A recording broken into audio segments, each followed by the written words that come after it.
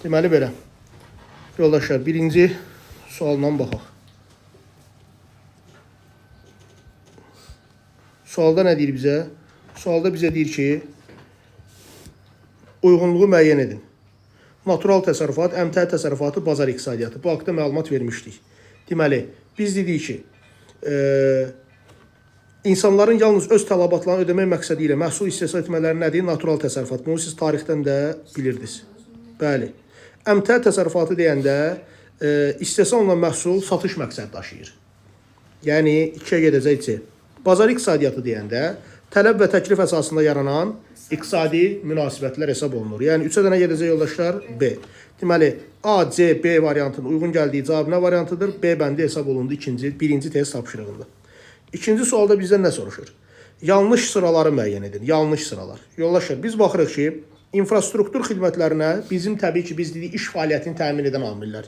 Nəqliyyat, elektrik təchizatı. Burada problem yoxdur, doğrudur. Fərdi xidmətlərə reklam və hüquq məsləhətxanaları yanlışdır. Fərdi xidmət dərzi idi, bərbər idi. Aydın oldu mu? Reklam və hüquq məsləhətxanaları bu işgüzar xidmətlərdir. Necə xidmətlərdir? İşgüzar. İşgüzar xidmətlər istirahət, əyləncə, mühafizə xidmətləri deyil. Bunlar yoldaşlar sosial xidmətlərdir. Aydın oldu. Ona görə də biz deyirik ki, səhv ifadələr oldu. 2 ilə 3. Bəli, sosial xidmətlərə təhsil, səhiyyə, mədəniyyət və s. aiddir. Cavabımız nə oldu yoldaşlar? A bəndi ikinci sualda. Üçüncü test tapşırığı. Sualda deyir ki, təsərrüfatında xidmət sahələrinin payı çox olan ölkələri xəritə sıxıntısı müəyyən edir. Uşaqlar, xidmət sahələri üçüncü sektordur. Əsasən inkişaf etmiş ölkələr olmalıdır. 1 olacaq Norveç, 2 olacaq yoldaşlar Almaniya, düzdürmü? 4 olacaq gözəl yoldaşlar Cənubi nə? Koreya. 3 niyə olmaz? Nepaldır. 5 niyə olmaz? Bangladeşdir. 6 niyə olmaz? Efiopiyadır. Bunlarda əsasən aqrar sfera üstün olduğu üçün, bəli, birinci və ikinci sektorların payı çoxdur. Yəni, hasilat və emal sahəsi. Xüsusən də kənd təsərrüfatı. Cavabımız oldu yoldaşlar 1, 2, 4. Variantımız D bəndi. Üçüncü sualdır. Növbət test tapşırığa baxırıq. Dördüncü sual. Sualda bizə deyir ki, iqtisadi inkişaf səviyyəsinin meyarlarından deyil. Yoldaşlar, burada biz görürük ki, əmək məhsuldarlığı meyarlara aiddir. Niyə? Çünki işgüzar fəaliyyəti göstərir. Müəyyən müddətdə istehsal olunan məhsulu və xidmətlərin dəyəri. Sənayedə elm-tutumlu sahələrin payı, bəli, inkişaf səviyyəsini göstərir. Çünki bilirsiniz ki, inkişaf etmiş ölkələrdə elm-tutumlu məhsul istehsalı çox, inkişaf etməkdə olan ölkələrdə isə nədir? Az. İxracatda xam malın payının çox olması. Yoldaşlar, ixracatda xam malın payının çox olması bu əsasən iqtisadi inkişaf səviyyəsini göstərən göstərici deyil. Niyə? Çünki bu sadəcə hasil edib satmaq deməkdir. Aydın oldu? Ona görə də cavabımız nə oldu? 4-də C. Dünya bazarında rəqabətdə davamlılıq məhsullarının istehsalı, bəli, emal sahəsidir, doğrudur. İxracatda elm-tutumlu məhsulların istehsalı, bu da doğrudur. Onsuz da sənayedə elm-tutumlu, ixracatda elm-tutumlu eyni mənanı verirdi. Fikrimizi eləyə bildim. Yoldaşlar, 5-ci sual. Görünməz ixracat aiddir. Yadınızı gəlsə biz deyirik, heç nə satmadan və almadan gəlir əldə olunması. Buna deyirik, müxtəlif növ xidmətlərin göstərilməsi. Doğru cavabımız nə variant oldu yoldaşlar? A bəndi. Ölkələr arası investisiya qoyuluşu, yoldaşlar, bu kapital ixracıdır. Nə edir? Kapital ixracı. Üzr istəyirəm. Ölkə arası investisiya qoyuluşu həm də belə deyək də müəyyən sahələrə maliyyə vəsaitinin qoyulmasıdır istehsalçı tərəfindən. Bu, beynəlxalq iqtisadi münasibətlərdə, məsələn, kompensasiya ödəmə sazişi kimi də ola bilər ki, kreditor şirkət pulu verir və sonra nə ilə geri qaytarırlar onu? İstehsal olunan məhsulla geri qaytarırlar. Kapital ixracı getdi, beynəlxalq ticarət getdi, orada ixrac-ixal münasibətləri yanır. İri xarici ölkələrə kredit verməsi bu da getdi. Cavab nə oldu? A bəndi. 6-ya baxırıq. Doğru sıraları müəyyən edin. Bitkiçilik, ixracatçı ölkələr və idxalçı ölkələr. İxracatçı nə deməkdir? Satanlar, idxalçı nə deməkdir? Alanlar. Doğru cavabımız belə olacaq yoldaşlar. Pambıq, bəli. Pakistan, Özbəkistan satır. Mülayimlərdə olan Almaniya və Britaniya alır. Bir doğrudur. Çəltik, İspaniya və Avstraliya sata bilməz. Çəltiyin vətəni Asiyadır. Aydın oldu? Bəli. Ona görə də getdi. Tərsində olmalı idi yerləri. Şəkər çuğunduru Kuba və Braziliya ola bilməz. Bilirsiniz, Kuba və Braziliyada şəkər qamışıdır. Bəli, bu mülayimlərin bitkisidir. Qəhvə, Kolumbiya, Vietnam, Yaponiya və Rusiya. Yoldaşlar, bu uyğun gəlir. 4. Çaya baxırıq. Hindistan, Şri Lanka, Kenya, Türkiyə. Kenya, Türkiyə almaz, özlərində çay var. Rizexora vilayəti Türkiyə. Buğda, Rusiya, Argentina, bəli, satır. Çöllərdən Nigeriya və Norveç alır. Doğru cavabımız oldu verilənlərdən 1, 4, 6. Variantımız D bəndi 6-cı sualda. 7-yə baxırıq.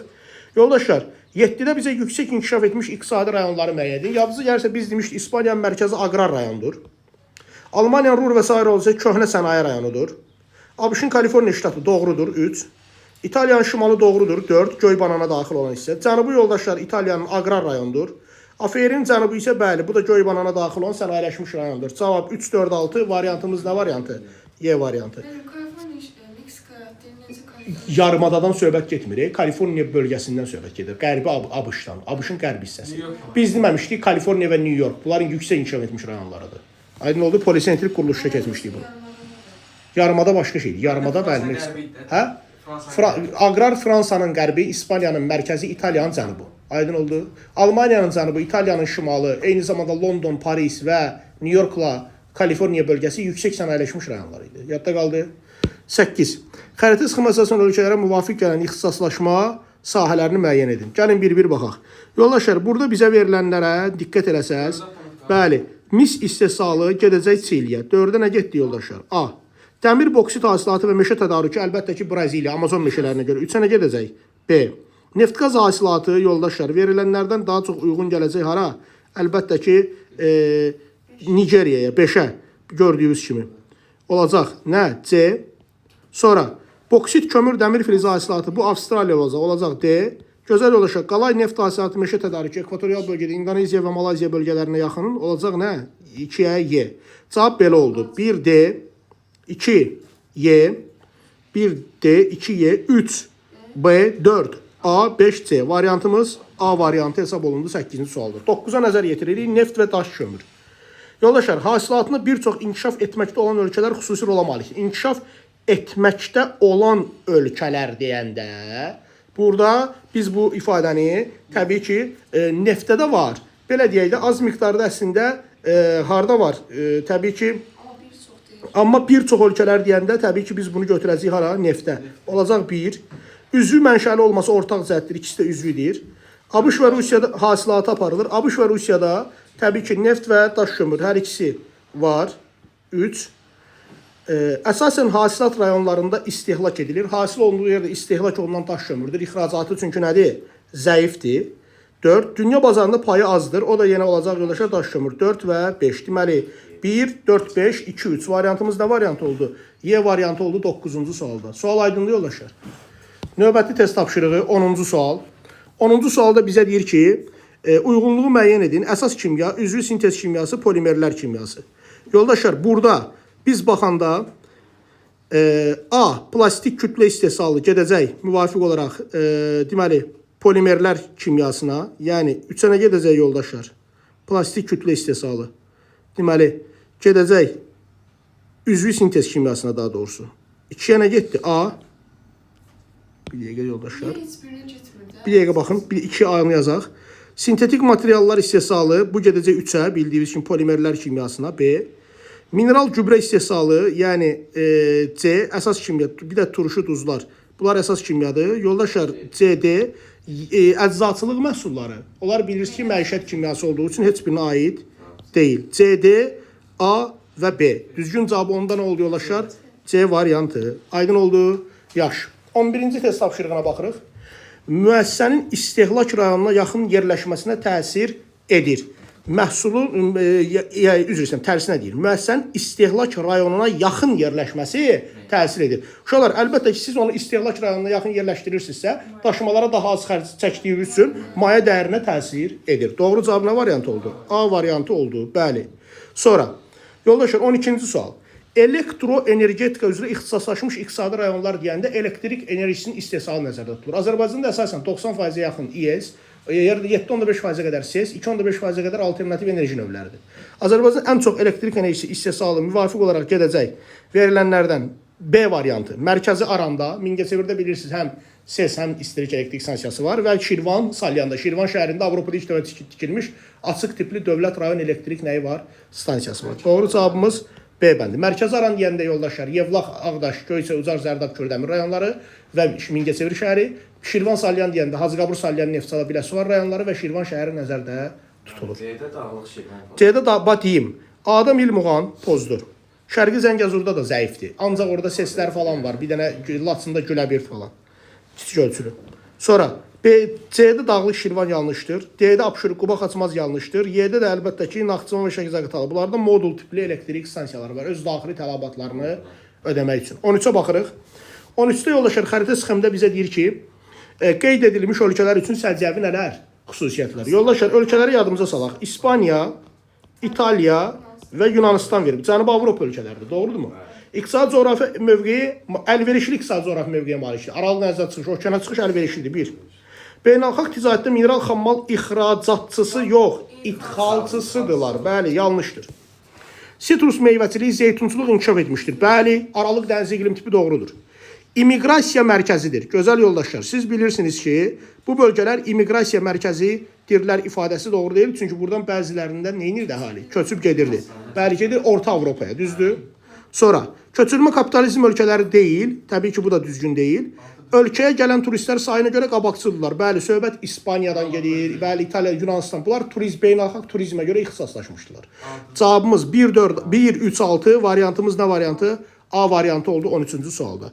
Yoldaşlar, 14-cü test tapşırığına biz diqqət edirik. Burada bizə deyir ki, müvafiq olaraq köhnə sənaye rayonlarında mövzu olan sənaye sahələri. Yoldaşlar, köhnə sənaye sahələri deyəndə biz burada əlbəttə ki, ən qədimlərini götürəcəyik. Söhbət nədən gedir? Əlbəttə ki, bura toxuculuğa aiddir, bura metallurgiya aiddir, hasilata aiddir. Yadımıza gəlirsə biz demişdik, daş kömür, metallurgiya. Bunlardan əlavə istehsal olunan vasitələrdən biz deyəcəyik ki, lokomotiv və vaqon istehsalı, gəmi qayırma və toxuculuq. Bunlar oldu nə? Köhnə. Sonra avtomobil istehsalı, təyyarə istehsalı, alüminium əridilməsi oldu nə? Yeni. Amma mikroelektronikadan sonra olan proses var idi. Hansı ki, aerokosmik avadanlıq istehsalı, elektron hesablayıcı maşınlar isə bunlar olacaq ən yeni sahələr. Cavabımız 2, 5, 6 variantımız nə bəndir? D bəndi. 15. Müxtəlif istiqamətdə fəaliyyət göstərən şirkətlərin tam birləşməsinə ehtiyac qalmadan birgə fəaliyyəti necə adlanır? Yoldaşlar, siz bilirsiniz ki, bu fəaliyyətin adı hesab olunur holding. Nə adlandı yoldaşlar? Holding. D variantı. Asıl deyil, xeyr. Holdingdə bir neçə müəssisə var. Fərqli firmalar birləşir holdingin daxilində. Aydın oldu? 16. 16-da vəziyyət belədir. Bizə deyir ki, azad iqtisadi zonalara aid xüsusiyyətləri müəyyən edin. Azad iqtisadi zonalar. Deyir ki, bizə əsasən ölkənin inkişaf etmiş regionlarında yaradılır. Yoldaşlar, əksinə inkişaf etmiş yox, inkişaf etmiş olan regionlarda yaradılır ki, oralara da iqtisadi inkişafa neynəsinlər? Nail olsunlar. Ərazinin əlverişli coğrafi mövqeyindən və nəqliyyat imkanlarına istifadə edilir. Bəli, çünki ora limanlara falan yaxın gedir ki, məhsul ixracı və idxalı təmin oluna bilsin. Yalnız inkişaf etmiş ölkələrə xasdır? Xeyr. Bugün Çində də, Hindistanda da, İran körfəzi ölkələrində də var. İnvestisiya cəlb edilir? Bəli. Kənardan investisiya cəlb edilir ki, iqtisadi inkişafa nail olunsun. 4. Burada yeni iş yerləri açılır. Bu da doğrudur. Əhali işlə təmin olunsun deyə. 5. Çünki yadınızda servis zonaları var idi, texniki zonalar var idi onlarda. Fəaliyyət sahəsi daxili bazar ilə məhdudlaşır? Xeyr. Həm daxili, həm də nə? Xarici bazara xidmət edir. Cavab 2, 4, 5 variantımız nə variant oldu? B variantı oldu 16-cı test tapşırığında. 17-ci suala bir yerdə nəzər yetirək yoldaşlar. 17-də bizə nə deyir?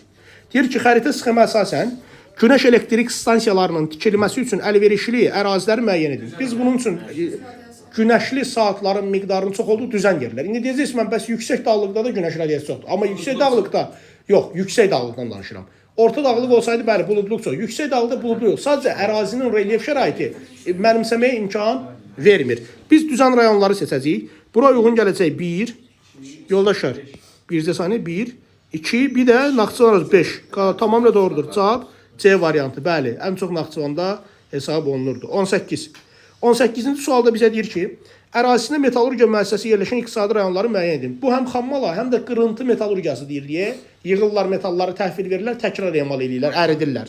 Yoldaşlar, burada doğru cavab olacaq əlbəttə ki, verilənlərdən Y bəndi. Qazax Tovuz bildiyiniz kimi Gədəbəydə qızıl emalı müəssisələri, Gəncə Daşkəsəndə bildiyiniz kimi Daşkəsənin dəmir filiz hasilatı, Bakıda da qırıntı metallurgiyası. Müəllim, variantlarda nəyə atmalıyam? A-da mərkəzi aranı, B-də Lənkəran, Astara və mərkəzi aranı, C-də gözəl yoldaşlar, Sizmil, Muğan və Şirvan salyanı, D-də müvafiq olaraq Dağlıq Şirvan atanda cavabınızı rahat şəkildə tapa bilirsiniz. 19-cu test tapşırığına nəzər yetirirsiniz. Xəritə sxemə əsasən pambıq və kartof istehsalına görə fərqlənən ölkələr. Çox sadə qaydası var.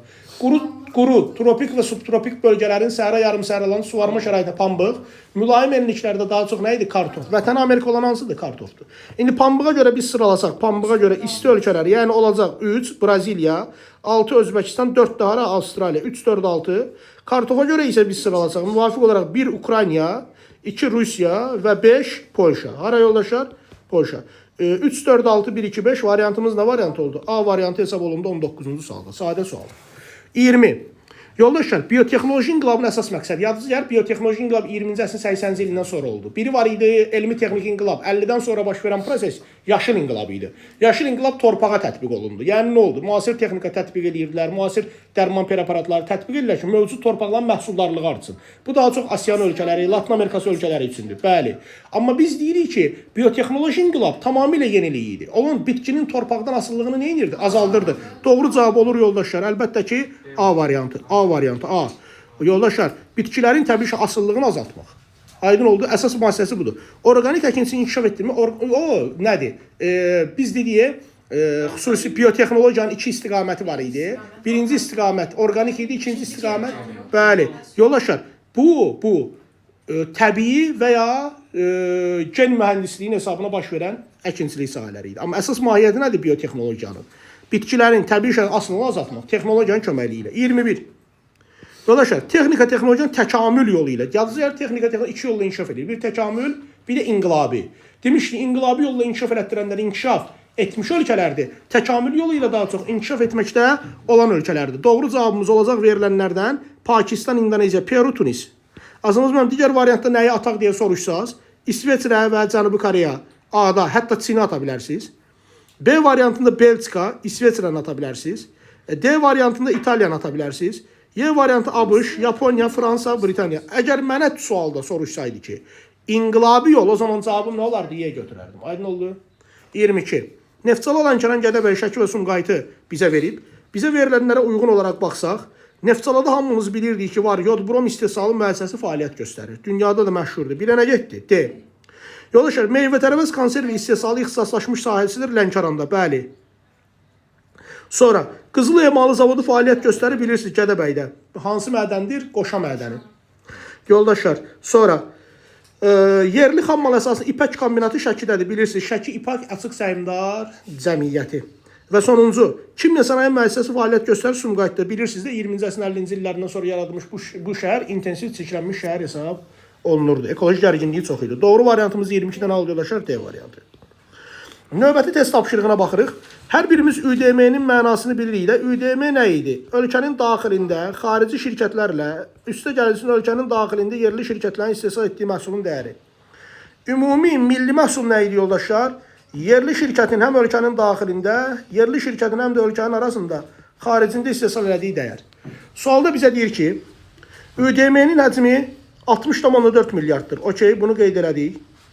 Ölkəyə məxsus şirkətlərin xaricdə yaratdığı məhsul və xidmətlərin dəyəri 33,9 milyarddır. Yəni, yerli şirkətin xaricidəki dəyəri nə qədərdir? 33,9.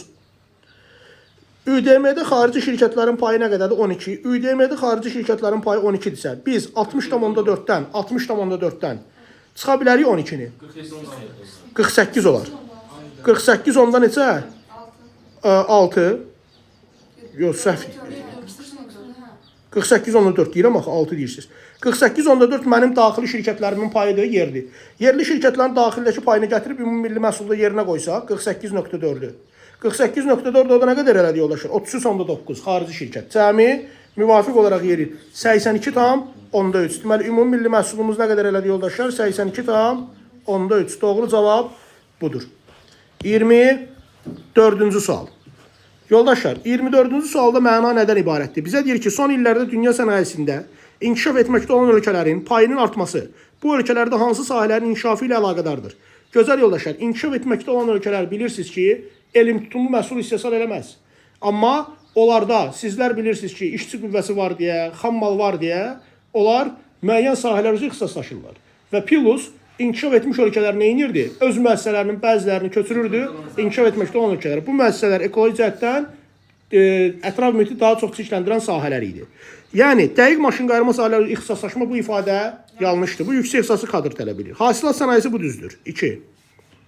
Sonra, yüngül sənaye bu da düzdür. 3. Yadınızda yəni əvvəl Şimali Amerikada, Qərbi Avropada və Portuqaliya kimi inkişaf etmiş ölkələrdə olan bu sahə ucuz xammal və işçi qüvvəsinə görə, xüsusən də qadın əməyinin istifadəyə görə keçib Asiya kimi, Hindistan, Pakistan, Çin kimi ölkələrin əlinə.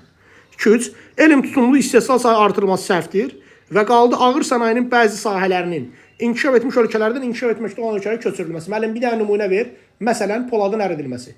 Daha çəkili sahə olduğu üçün, ekoloji cəhətdən gərgin olduğu üçün metallurgiya müəssisələri harada yerləşdirilir? İnkişaf etməkdə olan ölkələrdə. Buna deyirlər ekoloji təcavüzkarlıq siyasəti. Cavabımız oldu verilənlərdən 2, 3 və 5. Sual aydındır yoldaşlar. 25. 25-də bizə deyir ki, elmi texniki inqilabın təsərrüfatın sahələrinə təsiri. Gəlin bir-bir analiz eləyək. Sənayedə avtomatlaşdırma ilə əlaqədar olaraq, yəni 1 və 2 avtomatlaşdırıldı deyə. Təsərrüfatın 3 və 4-cü sektorunun məşğulluq artmışdır. Əhali bura yönəldi. Düzdür? Birinci ifadə doğru. Davam edirik. Kənd təsərrüfatında ekstensiv səhvdir. Necə inkişaf? İntensiv müasir texnologiyaya görə getdi. Təsərrüfatda bir çox yeni sahələr yaranmış, bəziləri isə öz əhəmiyyətini itirmişdir. Bəli, biz dedik, maşın qayırmada dəqiq maşın qayırma, kimyada üzvü sintez və polimerlər və elektroenergetikada alternativ enerji istehsalı artır, digərləri get-gedə nə olur? Azalır və buna biz deyirik avangard üçlük. 1, 3. 1-3-dən sonra qaldı nə? Emal sənayesi sürətlə inkişaf edir. Hasilat azalır, emal artır. Cavab 1-3 nə oldu yoldaşlar? 4 oldu. Maşın qayırma sənayesi biz deyirik ki, maşın qayırma sənayesi meydana gəlmişdir. Xeyr, maşın qayırma onsuz əzəldən var idi. Aydın oldu. 26. Yoldaşlar, ağır sənaye sahələri nə aiddir? Yadınızda əgər biz ikinci sektorda olan sahələrdən yanacaq energetikanı, maşın qayırmanı, metallurgiyanı, kimyanı, meşə emalı müəssisələrini nəyə aid eləmişdik? Ağır maşın qayırma sahələrinə. Doğru cavabımız olacaq. Neft emalı zavodu, yanacaq energetikada 1, maşın qayırma müəssisələri 2, fındıq təmizləmə fabriki bu gözəl yoldaşlar qida sənayesi olduğu üçün yüngül sənayedir. Mineral su doldurma qida sənayesi olduğu üçün yüngül sənayedir. Plastik kütlə zavodu bu doğrudur. Meyvə tərəvəz zavodu yanlışdır. Cavabımız nə oldu yoldaşlar? 1, 2, 5. Tapşırıq yəqin ki aydındır. Uyğunluğu müəyyən edin deyir 27-də. 27-də biz əvvəlcə ölkələri təyin eləməliyik. Birinci struktura biz baxanda aşağıda bizə qeyd olunduğu kimi qara rəngdə verilən bizdə nəyi bildirir? Kənd təsərrüfatı. Deməli birinci struktur aqrar ölkələrdir. Aqrar. Yoldaşlar ikinci struktura baxanda burada əsasən gördüyümüz kimi sənaye və kənd təsərrüfatı. Bu aqrar sənaye ölkələridir. Düzdür? Və qaldı sonuncu. Sonuncuda isə gördüyümüz kimi hansı sferada? Xidmət sferası. Bu da əsasən biz dedik post sənaye ölkələridir. Hansı sənaye? Post sənaye. İndi gəlin bir-bir sıralayaq. Biz Çad və Niger var idi yoldaşlar, zəif ölkələr. Bəli, B və D. B və D-ni aid elədik aqrar ölkələrə. Düzdürmü? Sonra, gözəl yoldaşlar, bu verilənlərdən bizdə Pakistan ki var idi. Bu olacaq həm aqrar, həm də sənaye ölkəsi. İkiyə nə gedəcək? C və axırıncı post sənaye isə inkişaf etmiş ölkələr. İtaliya və Yeni Zelandiya. A və nə? Y. Bəli, cavab oldu 1 BD, 2C, 3 AY. Yəqin ki, hər kəs düz yazıb burada səhv eləməzsiniz. 28-ci test tapşırığına bir yerdə diqqət edirik. Bizdən görək nə soruşur. Deyir ki, konserv zavodları iri şəhərlərdə deyil, kənd təsərrüfatı məhsullarının ixtisaslaşmış rayonlarında yerləşir. Uşaqlar konservanı meyvə tərəvəzdən istehsal edirlər. Daşınan zaman bunlar xarab olur, düzdürmü? Ona görə bunlar getməlidir. Hara yaxın yoldaşlar? Xammala yaxın. Xammal. Əgər iri şəhərlərə gəlsəydi, bu deməkdir ki, gəlir kimə yaxın? İstehlakçıya yaxın. Bu amil məhsulun maya dərinin nisbətən az olmasına səbəb olur. Sualda soruşur 28-də. Mətndə verilmiş müəssisənin yerləşdirilmə prinsipini müəyyən edin. Xammala yaxınlıq prinsipi. Bu bir. Xammala yaxınlıq. Sonra deyir ki 29-da. Mətndə verilmiş müəssisələrdə istehsal olunan məhsulların maya dərinin nisbətən az olmasının səbəbini bəli, müəssisələrin xammal mənbəyinə yaxın yerləşməsi. Bir də deyirik, müəssisələrin ara yaxın olması xammal mənbəyinə yaxınlığı bu bir. İkincisi, bu azaldır nəqliyyat nələrini? Xərclərini. Üçüncüsü, məhsulun maya dəyəri nə olur yoldaşlar? Aşağı düşür. Maya dəyəri nə olur? Azalır. Çünki siz xammala yaxın getdiyi üçün nəqliyyata az pul xərcləyirsiniz. Fikrimi çatdıra bildim. 30-da isə nə deyir? Bizə sualda deyir ki, mətndə verilmiş təsərrüfat sahəsinin cədvələ aid olduğu təsərrüfatın sektoru. Bu yeyinti sənayesi düz neçənci sektordur? İkinci sektordur. Və bilirsiniz ki, aid olduğu sənayesi yeyinti sənayesi ya da onun sinonimi nə idi? Qida sənayesi. Yeyinti və ya nə? Mötərizdə qeyd edə bilərsiniz. Qida sənayesi. Yəni ikisi də doğrudur. Fikrimi çatdıra bildim hamıya. Əla.